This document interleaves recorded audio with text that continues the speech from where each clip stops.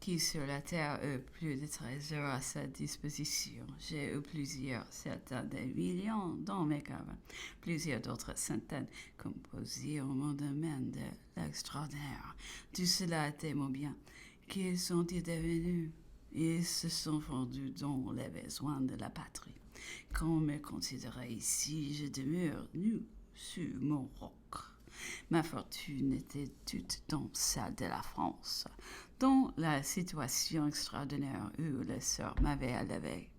Mes trésors étant les siens, je m'étais identifié sans réserve avec ses destinées. Quel autre calcul peut m'éteindre si haut? M'a-t-on jamais vu m'occuper de moi? Je ne me suis jamais connu d'autre jouissance, d'autre richesse que celle du public. C'est au point que, quand Joséphine, qui avait le goût des arts, venait au bout à la faveur de mon homme, de s'emparer de quelques chefs-d'œuvre, bien qu'ils fussent dans mon palais, sous mes yeux, dans mon ménage, je m'en trouvais comme blessé. Je me croyais volé. Ils n'étaient pas au muséum.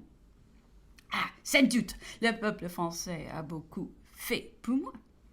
Plus grand ne fut jamais peu un homme, mais aussi qui fit jamais autant pour lui. Qui jamais s'identifia de la sorte avec lui. Mais revenons, après tout en cœur, quelles pouvaient être si craintes? Les chambres et la constitution nouvelle n'étaient-elles pas désormais des garanties suffisantes? Ces actes additionnels contre lesquels on s'est tant élevé ne portaient-ils pas en eux-mêmes tous les correctifs, les remèdes absolus? Comment les eussent-je violés? Je n'avais pas à moi seul des millions de bras. Je n'étais qu'un homme.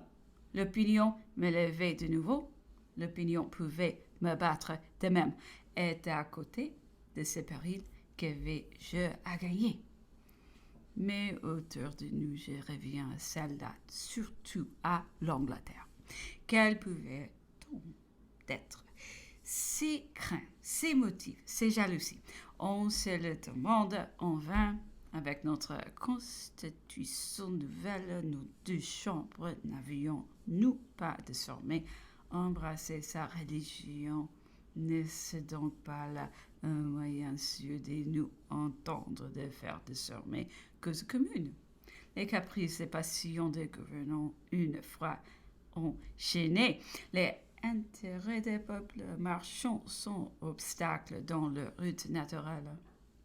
Qu'on regarde les négociants des nations opposées, ils continueront de s'entendre de se faire leurs affaires, bien que leur gouvernement guerroyant. Les deux peuples en étaient arrivés là, grâce le parlement respectif, chacun fut devenu la garantie de l'autre. Et saura-t-on jamais jusqu'à quel point pouvait se porter l'union des deux peuples et celle de leur intérêt, la combinaison nouvelle qu'il était possible de mettre en œuvre? Ce qu'il y a de certain, c'est qu'avec l'établissement de nos chambres et de notre constitution, les ministres d'Angleterre ont tenu tant leur main la gloire, la prospérité de leur patrie, les destinées et le bien-être tout le monde. Si je battu l'armée anglaise et gagné ma dernière bataille, jusqu'usé un grand et heureux étonnement. Le lendemain, je proposais la paix, et pour le coup, c'était moi qui aurais prodigué les avantages. Et pleine main. Au lieu de cela, peut-être les Anglais seront-ils réduits à pleurer un jeu d'avoir vaincu à Waterloo. Je le répète, le peuple et les rois ont eu tort. Je vais tromper les trônes. Je vais tromper la noblesse en offensif et les trônes et la noblesse pouvant se trouver de nouveau en péril. Je vais consacrer, fixer les limites raisonnables des droits des peuples et les réclamations vagues absolu et un modéré pouvant renaître. Mon retour et mon maintien sur les trônes. Mon adoption franche, cette fois de la part des souverains. Jugeons définitivement la cause des rois et des peuples. Tous les deux avions gagné. Aujourd'hui, on le remet en question, tout pouvant le perdre. On pouvait avoir tout fini, on peut avoir tout à reprendre. On ne peut se garantir une calme longue et assurée commencer à jouer. Et au lieu de cela, il peut suffire d'une étincelle pour ramener une conflagration universelle. Pauvre et triste humanité, attachée comme je le suis aux paroles et aux opinions que j'ai recueillies de Napoléon sur son roc. Et bien que parfaitement convaincu, persuadé de toute leur sincérité, je n'en éprouve pas moins une jouissance indicible toutes les fois qu'une contre-épreuve vient m'en démontrer la vérité. Et je dois dire que je goûte ce bonheur toutes les fois que je rencontre les occasions de ces contre-épreuves. On vient de lire les morceaux remarquables ci-dessus dans lesquels Napoléon exprime ses idées, ses intentions, ses sentiments. Quel prix ces paroles recueillies à son talent n'acquerront-elles pas en les voyant reproduites en Europe à 2000 lieues pour un écrivain célèbre qui lui-même, avec une nuance différente d'opinion, et dans un tout autre ton, les résulte de la même bouche. Quelle heureuse circonstance pour l'histoire! Je n'ai pu m'empêcher de rester produire ici ce morceau de M. Benjamin Constant, soit à cause du mérite intrinsèque des paroles qu'à cause du poids qu'elles acquérent du publiciste distingué qui nous les donne, et enfin aussi par tout le plaisir que j'éprouve à les voir coïncider si bien avec ce que j'ai recueilli moi-même sur une autre hémisphère. Ce sont la même intention, le même fond des pensées, le même sentiment. Je me rendis aux Tuileries, dit M. Benjamin Constant dans son écrit. Les trouvé Bonaparte seul. Il commença la première, la conversation, elle fut longue. Je n'en donnerai qu'une analyse, car je ne me propose pas de mettre en scène un homme malheureux. Je n'amuserai point mes lecteurs aux dépens de la puissance déchue. Je ne livrerai point à la curiosité malveillante. C'est à lui que j'ai servi par un motif quelconque.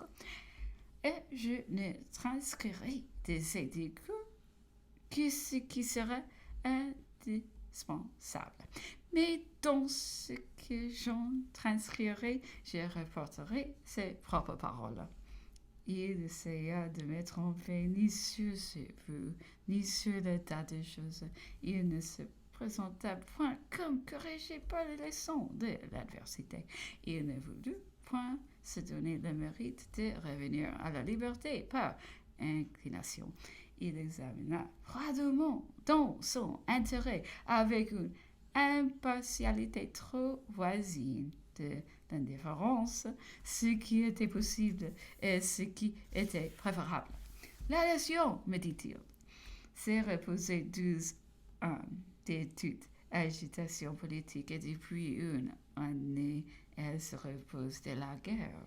Cette double repose lui a rendu un besoin d'activité. Elle veut ou croit vouloir une tribune et des assemblées. Elle ne les a pas du jeu voulu. Elle est jetée avec pied quand je suis arrivée au gouvernement. Vous devez vous en souvenir, vous qui essayez de l'opinion. Où était votre appui, votre force? Nulle part. J'ai pris moins d'autorité qu'ils l'on ne m'invitait à en prendre. Aujourd'hui, tout est changé. Un gouvernement faible, contraire aux intérêts nationaux, a donné à ses intérêts l'habitude d'être en défense et de chicaner l'autorité. Le goût des constitution des débats, des harangues, paraît revenir. Cependant, ce n'est que la minorité qui le veut. Ne vous y trompez pas, le peuple, ou si vous l'avez mieux, la multitude, ne veut que moi. Vous ne l'avez pas vu, cette multitude se présente sur mes pas, se précipitant tout haut des montagnes, m'appelant, me cherchant, me saluant. À me rentrer des cannes ici, je n'ai pas conquis, j'ai administré. Je ne suis pas seulement, comme on l'a dit, l'empereur des soldats, je suis celui des paysans, des plébéiens de la France. Aussi, malgré tout le passé, vous voyez le peuple revenir à moi. Il y a sympathie entre nous.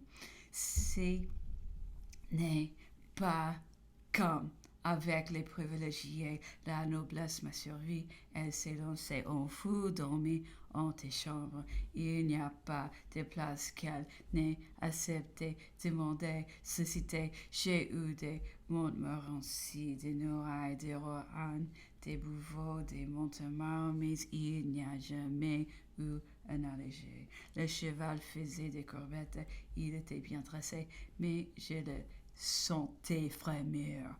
Avec le peuple, c'est d'autres choses. La fibre populaire répond à la mienne. Je suis sorti des rangs du peuple. Ma voix agit sur lui. Voyez ces conscrits, ces filles des paysans. Je ne flattais pas, je les traitais durement.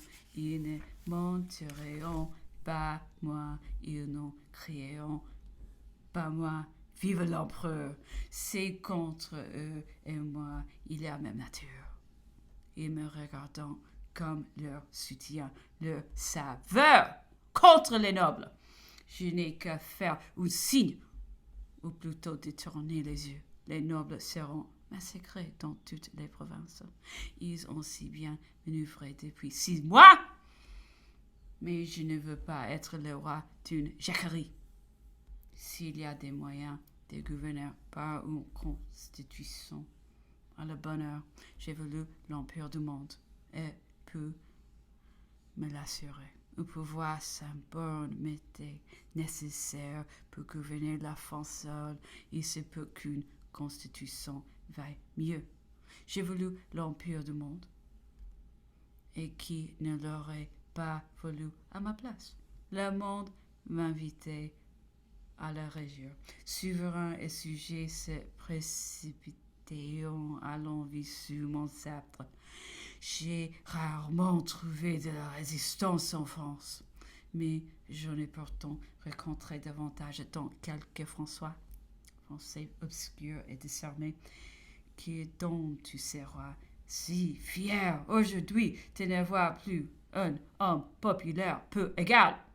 Voyez donc ce qui vous semble possible. Apportez-moi vos idées, des élections libres, des discussions publiques, des ministres responsables. La liberté, je veux tout cela. La liberté de la presse, surtout.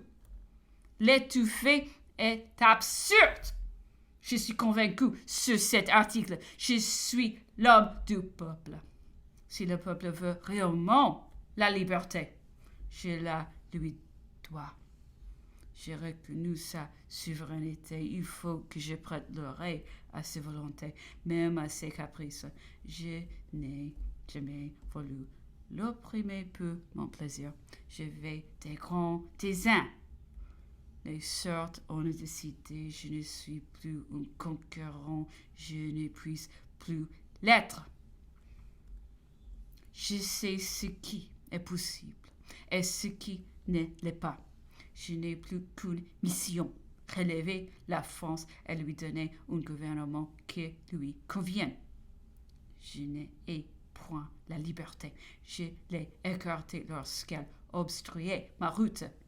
Mais je le comprends. J'ai été nourri dans ses pensées. Aussi bien l'ouvrage de 15 années est détruit. Il ne peut se recommencer. Il faudrait 20 ans et 2 millions d'hommes à sacrifier. D'ailleurs, je désire la paix et je ne obtiendrai quelque force de victoire. Je ne veux pas vous donner de fausses espérances. Je laisse dire qu'il y a des négociations. Il n'y en a point. Je prévois une lutte difficile, une longue guerre. Pour la soutenir, il faut que la nation m'appuie. Mais en récompense, elle exigera de la liberté, elle en aura. La situation est neuve. Je ne demande pas mieux que d'être éclairé. J'ai vieilli. L'on n'est plus à 45 ans. Ce qu'on était à 30. Le repos d'un roi constitutionnel peut me convenir. Il conviendra plus sûrement encore à mon fils.